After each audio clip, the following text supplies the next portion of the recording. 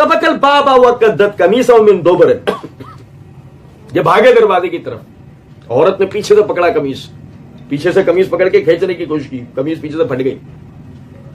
وہ الفیا سیدہا لدى الباب، اور جب دروازے پر پہنچے تو دروازے پر کون کھڑا ہوا تھا؟ سیدہا. کون کھڑا ہوا تھا بھائی؟ یہ یہاں سے دیکھو، میں کہتا ہوں یہاں سے جاگنے کی ضرورت ہوتی ہے، آنکھوں سے نہیں. وہ دروازے پہ کھڑا ہوا تھا سیدہا، اس کا سید. سمجھے ہو بات کو نہیں بھائی؟ سید قوم کے سردار کو کہا جاتا ہے. پچھلے دنوں میں مرزا کے جواب کے اندر ہم نے ایک ویڈیو میں پڑھا تھا نا اس کو، سمجھو ذرا غور طلب. وہ الفیا سیدہا لدى الباب، یہاں سے پہلا جو نقطہ سمجھنے کا ہے وہ یہ، اللہ رب العزت نے اس کے شوہر کے لیے لفظ استعمال کیا سید کا. کیا لفظ استعمال کیا؟ بڑی ناراضگی ہو جائے گی ہمارے ہاں، فیمنزم کے محلوں میں جنازے نکل جائیں گے کہ یہ کیا کہہ دیا. نہیں سمجھا کچھ بات کو؟ اللہ رب العزت نے اس کے شوہر کو اس کا سردار کہا ہے. سیدہا اس کا، عورت کا. اچھا بھائی، لغوی اعتبار سے تو آپ شوہر معنی کر سکتے ہیں، اور یہاں پہ مفسرین میں سے بعض نے یہ بھی توجہ دلائی ہے کہ قبطیوں میں، ان میں وہی مصری جو اصل مصری، قبطیوں میں شوہر کو سید کہا جاتا تھا. لیکن سمجھیں کہ سید تو عربی زبان کا لفظ ہے، ان کی زبان عربی تھی نہیں، ان کی زبان تو عربی تھی نہیں، وہ نبطی زبان بولا کرتے تھے. اب ایک غور طلب نکتہ ہے کہ ہم تھوڑی دیر کے لیے فرض کر لیتے ہیں کہ جن مفسرین نے بات کی وہ صحیح بالکل ٹھیک ہوگی، لیکن خود قرآن سے ہمیں یہ بات پتہ لگتی ہے. سورہ بقرہ میں ہم نے پڑھا الرجال قوامون علی النساء، ہم نے مردوں کو عورتوں کے اوپر حاکم بنایا. یہ بن کرے، ہم نے مردوں کو عورتوں کے اوپر حاکم بنایا. مطلب قرآن کے اس اصول کے مطابق بھی، قرآن کے اس اصول کے مطابق بھی یہ سیدہا کا معنی بالکل واضح ہوئے یا نہیں؟ یہی معنی ہیں جو عربی زبان میں سید کے ہوتے ہیں. اور ایسا کیوں ہے؟ سنو ذرا بات. ایسا اس لیے ہے، آپ سمجھو، عورت جو اپنے آپ کو، عورت ایک غیر مسلم عورت، ایک ایسی عورت جو عمل سے دور ہے، ایک ایسی عورت جو اسلام سے دور ہے، بھلے سے خود کو مسلمان کہتی ہے، بھلے سے خود مسلمان ہونے کی دعوے دار ہوتی ہے، لیکن اسلامی تعلیمات کے بارے میں اتنا بھی نہیں جانتی جتنا مدرسے کے ہمارے بچے جانتے ہیں. دنیا کی سب سے مظلوم ترین مخلوق خود کو ثابت کرتی ہے. بھائی میرے توجہ سنیں، میں خدا نہ خواستہ عورتوں کی تحقیر نہیں کر رہا، میں جو اپنی بات کمپلیٹ کروں گا تو انشاءاللہ جو سمجھنے والی ہماری بہنیں نا وہ آشش کے اٹھیں گی انشاءاللہ. اور بھائیوں کو تو ویسے ہی سمجھ میں آنی ہے کیونکہ عورتوں کے خلاف بات ہو رہی ہے تو جلدی سمجھتے ہیں، سوائے ان کے جن کا بھی آگے ذکر آ رہا ہے، جو رات میں نہیں زومبیز پھر رہے ہوتے ہیں، ان کے علاوہ. سنیں ذرا بات کو. غور طلب نکتہ ہے کہ یہ جو ہے، یہ جو خواتین ہیں جو اسلام سے دور، یہ دنیا کے مظلوم ترین مخلوق ہیں. یہ کہتے ہیں کہ ہم بیٹی ہونے کے اعتبار سے ہم پہ ظلم کیے گئے کہ بیٹوں کو زیادہ سہولت ملی. بھائی توجہ سنو، بہن ہونے کے اعتبار سے ہم پر ظلم کیے گئے کہ بہنوں سے بھائیوں کو درجہ زیادہ ملا. بیوی ہونے کے اعتبار سے ہم پر ظلم ہوا کہ ہم پر بوجھ لاتے گئے. اب ماں ہونے کے اعتبار سے کہ ہمیں چھوڑ کر، کچھ بات آ رہی ہے سمجھ میں؟ اچھا دیکھیں، بات یہ ہے ایک، یعنی کہ آپ پر، یعنی آپ کے جو پس منظر میں جو حضرات مرد ہیں، یہ جو عورتیں ہیں، آیا وہ اسلام کے قریب تھے نہیں؟ یہ اپنی جگہ بھی ایک موضوع زیر بحث.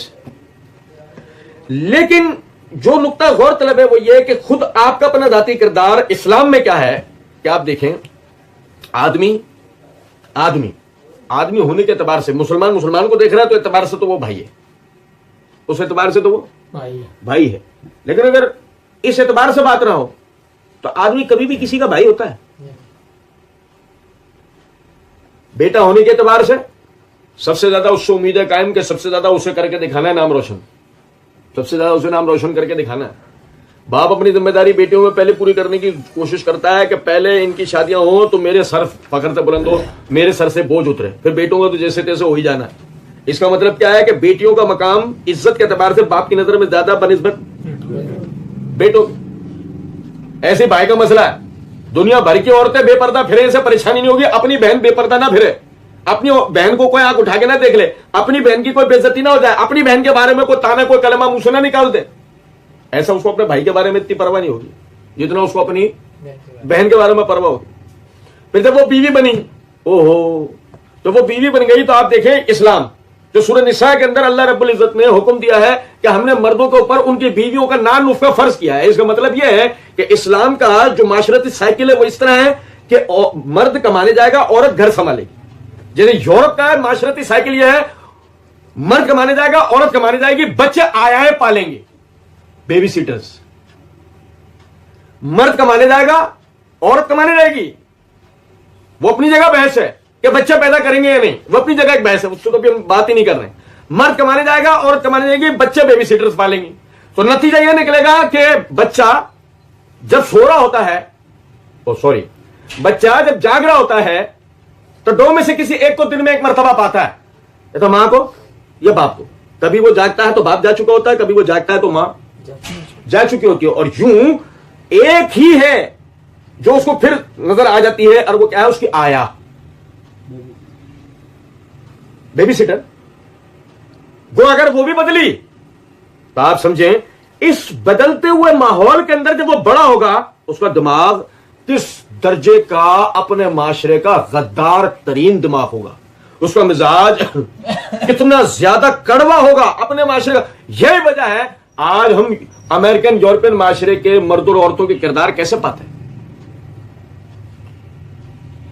جبکہ اس کے برعکس ہمارا اسلامی سائیکل کیا ہے, مرد کمانے جائے گا, عورت, نتیجے میں دونوں چیزیں بیلنس رہیں. اب اس صورت کے اندر ہمارے گھر کی عورتیں وہ جب گھر سنبھال رہی ہوتی ہیں تو انہیں گھر بھی کیسے ملتا ہے. وہ پرانے والے زمانے میں تو گھر بڑے ہوتے تھے نا ہمارے, پیچھے سے ہمارے خاندان سکڑتے گئے, ایسے گھر بھی سکڑتے گئے. اب کبوتروں کے گھونسلے بن گئے, فلیٹ. پہلے تو گھر بڑے ہوتے تھے نا, اب وہ گھر بھی سکڑتے گئے. پہلے گھر بڑے ہوتے تھے تو کام بھی اس حساب سے زیادہ ہوتے تھے, اب جب گھر سکڑتے گئے تو ایک اتنا تھا فلیٹ, وہ اتنا تھا فلیٹ میں کیا بتاؤں پورا گھر سنبھالتی ہوں, وہاں سے لے کے یہاں پہنچے کیا بتاؤں پورا گھر سنبھال رہی ہوں. ٹھیک ہے, اب آپ دیکھیں غور طلب ہوتا ہے. اس کے بعد مرد اس کے لیے کمانے جائے گا, کما کے لائے گا, اور اس کی تمام ضروریات کا خیال رکھے گا. اس بیچ میں میں یہ نہیں کہہ رہا میں کوئی عورتوں کی کوئی خدا نہ خواستہ وہ نہیں کر رہا ہوں, آپ میری بات پوری سنیے گا, پہلے سمجھے گا. اب اگر میں اس میں کوئی بھی اس کو پریشانی, بیماری, تکلیف, پریشانی یا کچھ بھی ہوتی ہے, وہ کوشش کرتا ہے کہ میں اپنی بیوی کو پریشانی میں مبتلا نہ کروں, اپنی پریشانی اپنے اندر رکھتا ہے, اسے نہیں بتاتا. اس کو کبھی کبھی اپنے سے زیادہ, یعنی کہ اگر وہ دیکھتا نا کہ مجھ سے بردباری میں کم ہے, سنجیدگی اس میں کم ہے, پختگی اس میں کم ہے, تو وہ کوشش کرتا ہے کہ اسے میں پریشان نہ کروں. بھائی جس میں یعنی کہ پختگی کم ہوتی ہے وہ جلدی پریشان ہو جاتا ہے. اب اس صورت میں یہ سکون سے ہے. مرد کو یہ نہیں پتا ہوگا کون سا ڈرامہ چل رہا ہے, اس کو یہ پتا ہوگا کون سے ڈرامے کی کون سی بھی کس چل رہی ہے. مرد کو یہ نہیں پتا ہوگا کہ وہ کون سا ایڈورٹائز, کون سا فلاں, اس کو ساری چیزیں پتا ہوں گے. مرد کو بعض مرتبہ نہیں پتا ہوگا محلے میں میت کس کو, اس کو یہ تک پتا ہوگا کون سا وہ بچہ پیدا ہو گیا. کچھ بات آ رہی ہے سمجھ میں نہیں؟ مطلب آپ اس کی بے سکونی اور اس کے اطمینان کی کیفیت کا اندازہ کریں, اور اس کے باوجود یہ کہے کہ میرے اوپر ظلم ہو رہا ہے. آپ سمجھ رہے ہیں بات کو؟ بہرحال ٹھیک ہے, اپنی اپنی تربیت کی بھی بات ہے. کچھ گھروں میں تربیت نہیں ہوتی تو بڑے بڑے معاملات عورتوں کے ساتھ ہو جاتے ہیں, لیکن جن گھروں میں تربیت والا معاملہ ہے ان کے تو معاملات ہی دوسرے. اب دیکھیں غور طلب ہوتا ہے کہ ہر اعتبار سے اس کو فائدہ ہے, یہاں تک کہ بن گئی ماں.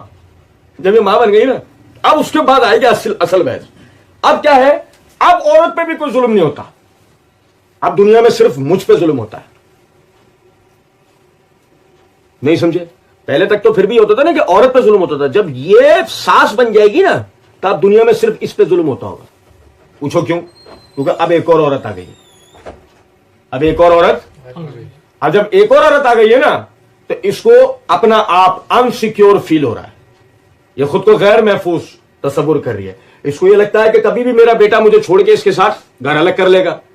میں نے جو پار پوس کر اپنی اولاد کو جوان کیا, میری اولاد میری ہی نہیں رہے گی. لو اب سمجھ میں آئی بات, یہ اس پہ زیادہ ظلم ہو رہا ہے. اب اکیلے میں اس کا انٹرویو لو تو وہ پتہ ہے کیا کہے گی, دیکھو میرے کو تو لا کے باندھ دینا, ان کی بھی سنوں ان کی اما کی بھی سنوں. لو اس پہ اپنا ظلم ہو رہا ہے. लेकिन इस बीच में आदमी को देखो, आदमी बेचारा गरीब कैसा है, आप अंदाजा करो। तो यही वजह है कि अल्लाह रब्बुल इज्जत ने उसको, उसकी यानी आदमी को औरत का रिश्ता चारों सूरतों में अच्छी तरीके से समझाया है। बेटी होने के एतबार से, बहन होने के एतबार से, बीवी होने के एतबार से, और बाद में मां होने के एतबार से। हमें अलग से बहस करने की जरूरत तो नहीं है ना, हमें वो सारे दलाल पता है, वो सारी फजीलत पता है। बेटी की इस्लाम में फजीलत क्या है, बहन की फजीलत क्या है, बीवी की क्या है, और मां की क्या है, ये सब हमें इस्लाम ने समझाया। अब यहां पूरे में देखें एक जगह आके औरत अनसिक्योर हो सकती थी, और वो जगह वो कि जब बाप उसकी शादी कर देता और विलायत खत्म हो जाती है। मैंने तो कर दी ना शादी, तुम जानो तुम्हारा काम जाना, बल्कि बात तो इससे भी पीछे जा सकती है। जैसे यूरोप में होता है, बाद मर्तबा बॉयफ्रेंड गर्लफ्रेंड को प्रेग्नेंट करके गायब, औरत को बच्चा पैदा हुआ इस हालत में कि उसका बॉयफ्रेंड, हस्बैंड का तो कॉन्सेप्ट बहुत दूर है, वो बॉयफ्रेंड ही मौजूद नहीं। अब जब बच्चे ने आंखें खोली, बेटा हो या बेटी हो, तो बाप उसके सर पे है ही नहीं। क्यों? क्यों? उसकी वजह है उसके जिम्मे कोई विलायत रखी है, उसके जिम्मे कोई विलायत है नहीं। ये तो इस्लाम है ना, कुल्लुकुम रायम व कुल्लुकुम मसूल। तो में से हर एक को कोई ना कोई जिम्मेदारी मिली है, और हर एक से उसकी जिम्मेदारी के बारे में अल्लाह ला निकाहन इल्ला बे वली से लेकर आखिर तक विलायत किसके पास रखी? बाप, भाई, शोहर, बेटा। के औरत के मामले में पकड़ किसकी होगी? आदमी। बातों को चले गए, पकड़ सकते हो, जाओ ढूंढ लो, केस कर लो, कुछ भी कर लो, यही नहीं कोई सिलसिला। यहां तो ऐसा है, पैदा हो गई, बाप को बताया गया कि जिसकी 2 बेटियां हो वो उनकी इस्लाम पे तरबियत करे, उसके लिए तकलीफ उठाए, परेशानी उठाए, लेकिन खंदा पेशानी के साथ, यहां तक कि इनके निकाह करा दे। कल कयामत के दिन वोर में इस तरह एक साथ हो। लो जी, अब बाप पूरी जवानी लगा रहा है, अपनी सारी मेहनत कर रहा है इस बात के ऊपर कि अपनी बेटियों की तरबियत करूंगा। शादी, वो आ गए घूम फिर के, शादी तरबियत, बाद में शादी। शादी नहीं, यही तो सबसे बड़ा फसाद है हमारे माशरे का। शादी, मां जिंदा है तो शादी, बाप जिंदा है तो शादी। अभी शादी नहीं भाई, तरबियत। सोचो जरा इस बात को, मोहम्मद बिन कासिम की मां, खालिद बिन वलीद की मां, सोचो माज और मुअव्वस की मां, शौहर ही नहीं था ना उनके ऊपर, बेटे कैसे थे? शादी का तसव्वुर नहीं होता, पहले तसव्वुर खिदमत का होता है। पहले तसव्वुर खिदमत माशरती जिंदगी का होता है, आयली जिंदगी का होता है, बाकायदा कौमी जिंदगी का होता है। हमारे यहां तो एक खान की जिंदगी का एक छोटा सा, हकीर सा, जलील सा, मामूली सा तसव्वुर रह गया, शादी। समझे भाई? विलायत उसको मिली, वो जिम्मेदारी लेगा बेटी की कि इसकी परवरिश करनी है। बाप मर गया, भाई के जिम्मे बहन की, ये जिम्मेदारी लेगा बहन की। शादी कर दी, जिम्मेदारी किस पे गई? लो छोड़ो, आदि छोड़ो, दलाइल छोड़ो, एनआईसी कार्ड देख लो। क्या देखो? एनआईसी कार्ड देखो कि किसके जिम्मे आपके कानून ने उसको निस्बत दे दी है। विलायत किसके हाथ में दे दी? जोजा बिनते फला, जोजा फला, फलानी जोजा बिनते जोजा फला। लो जी, वो फला की जोजा। अब कोई भी मामला, अब पकड़ किसकी? तो कोई भी मसला हो जाए हसबा बिल के तहत कोर्ट में, कटहरे में भी शायद उल्टा ही खड़ा करेंगे उसको, सीधा भी नहीं। कुछ बात आ रही है समझ में नहीं। फिर बेटी हुई, बेटी हो गई तो सीधी बात है ना, ला निकाहन इल्ला बे वली, बाप की इजाजत के बगैर निकाह। तो वो ऐसे भी ना, वो ऐसे भी तो बात है ना कि आप देखो, वो लड़की को अपनी शादी के लिए क्या करना पड़ रहा है, मेहनत। मैं बताता हूं, वो डेंटिंग पेंटिंग की दुकान पर हम पहुंचे, कारों की डेंटिंग की दुकान पर, कार के नीचे से ना वो ट्रॉली बाहर आई, ट्रॉली बाहर आई। तो कौन उसमें? बुशरा। अरे बुशरा बहन तुम? हाँ, क्या काम कर रही हूं? क्यों? घर संभालना है। बुशरा बहन नट टाइट कर घर से, फिर कमेटी डालूंगी शादी के लिए। अच्छा जी।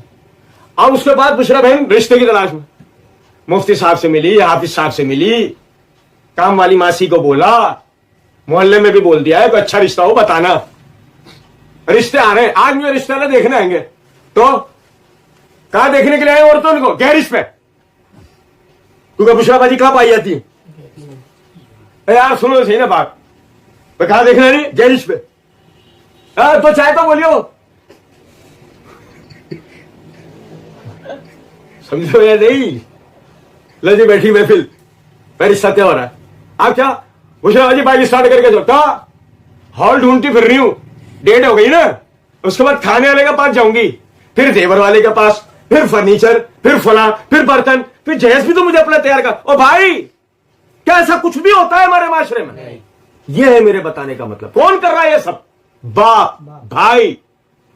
और हम तो ऐसे घरों को जानते हैं, अल्लाह की कसम, इस जहेज की लानत की वजह से बाप बेचारा अकेला मारा मारा फिर रहा है कि कोई बेटा ही नहीं, कोई भाई नहीं करने वाला पीछे साथ। इससे कर्ज मांग, उसके पीछे जा, इसके हाथ जोड़, उसकी मिन्नत कर, उसकी समाजत कर, फला फला सारी चीजें बाप कर रहा है। आप समझो जरा इस बात को, ये है तसव्वुर ला निकाह इल्ला बिवली का, बाप के बगैर निकाह। रिजाल कव्वामून अला निसाए का मतलब कि हमने मर्दों को औरतों के ऊपर निगहबान बनाया, उनका सरदार बनाया। मतलब क्या कि जिम्मेदारी इसकी है, कुल्लुकुम राइन व कुल्लुकुम मसूल। तब में से हर एक जिम्मेदारी दिया गया है और हर एक से उसकी जिम्मेदारी के बारे में तो हमारे मुंह छुड़ जाते हैं। ये क्या बोल दिया आपने?